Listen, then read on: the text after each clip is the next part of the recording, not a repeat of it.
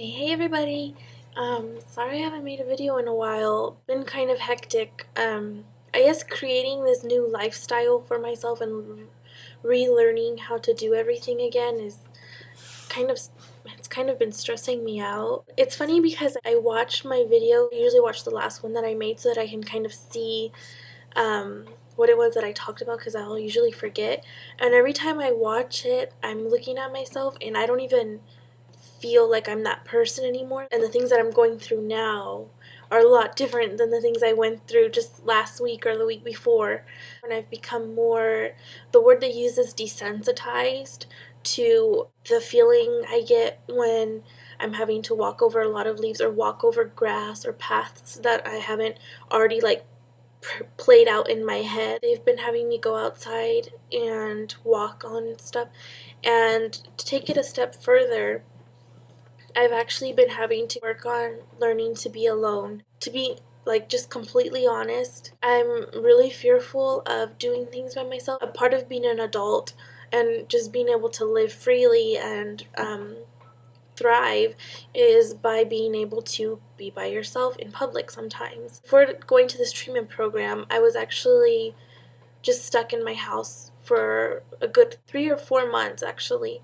I wouldn't leave at all. I only left one time to go to the doctor. Just being able to get out of the house is really exciting, but then I'm always dealing with the paranoia of stepping over stuff. I can say my fear of being and going places alone isn't just because I'm overly sheltered or anything.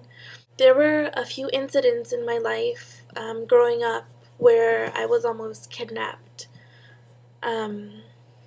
Once when I was 3, I can't remember, but my mom knows and she told me. And another time when I was with my sister playing outside and it was at a McDonald's playground, and this guy was literally yelling, and he was yelling at me to let him in, but I don't know why he wouldn't just go in the regular door, which was right next to it, and it was just me and my sister outside. Well, and then another time when I was around that same age, my dad actually did kidnap me. And well, how can you be kidnapped by your dad? But at the time, he was on drugs and he wasn't really allowed to be around us, and he wouldn't return me home, and I was in Los Angeles. And I think parts of my childhood are blacked out because of these things. And another time when I was a teenager and I was just walking down the street, literally 2 blocks away from my house, in sweatpants and a sweatshirt, and a guy pulled up and he said, "Get in the car," and he called me all these names, and he had a gun and he was pointing it at me, and I didn't get in, and it was just really traumatizing, and having to walk down the street and stuff by myself is really scary.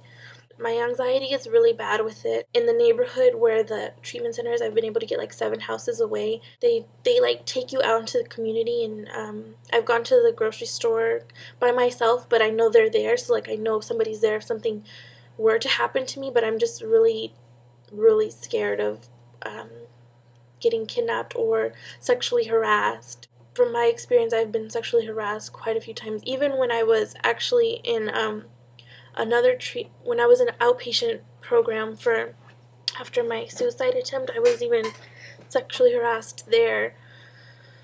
And so it's hard when places that you think should be safe places are places where you can still be made to feel uncomfortable. Today I actually went to a pretty busy area while another person was doing another exposure, and I walked around the block, and it wasn't as bad as it was yesterday. Yesterday was pretty intense. On a scale of 1 to 10, my anxiety got to an 8. They took me to the Sac State campus, and being there brought a whole flooding of different kinds of emotions and anxieties and fears and feelings. Just reminded me of the failure that I feel I've become. And that's because, I was only a quarter away from finishing my degree. I feel like my OCD monster was saying to me, "Oh, how the mighty have fallen. You used to be on top. You were the leader. You were the one creating the path for others. People looked up to you, and you were a role model. And now here you are. Look at you in your life. You're barely starting to leave the house. You're scared of everything. You know, you spend your days locked inside because you can't go out by yourself. And it's frustrating because I constantly have this feeling where there's like this invader within me, or like this intruder within my body, within my mind. And I feel like I'm like at this core of myself, looking through my eyes and seeing everything go on around me and feeling like I can't contribute because I'm being held captive.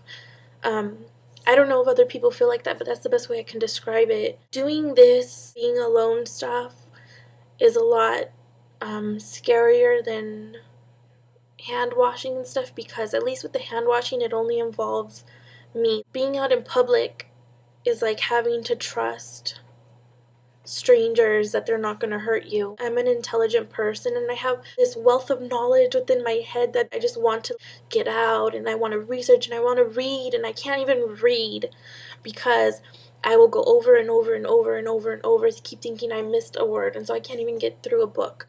It's like I'm having to be patient and retraining my brain and retraining the way I live, and it's something I didn't even ask to happen to me. And so I'm feeling like depressed with this whole thing because it's not fair to have to go through this.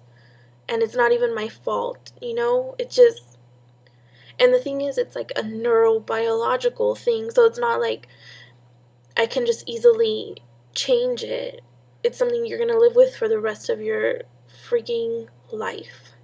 And I just wish there were more people that understood how badly this like can affect you mentally and psychologically, and the amount of guilt you feel, the amount of regret. What I feel is this OCD comes and invades my space, invades my mind, invades my actions, prevents me from doing things, tells me certain people aren't safe, to pick up my phone isn't the right thing to do, to talk to my friends isn't the right thing to do, to make my boyfriend do this and that is the right thing to do. After the OCD gets done putting me and my family and my loved ones through all of this, just runs off, and Crystal, my core self, has to go with the little broom and sweep up all the broken pieces all the time, and it's just so exhausting. You probably can't tell, but I'm like kind of like shivering because my anxiety's kind of high. I'm gonna go do an exposure at the grocery store.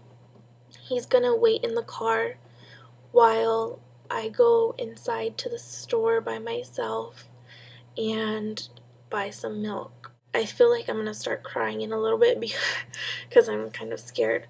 I know it's gonna be okay. I just don't want anything bad to happen to me. But anyways, my eyes are all watering. I'm like so scattered right now. Okay, that's it. We'll meet again soon.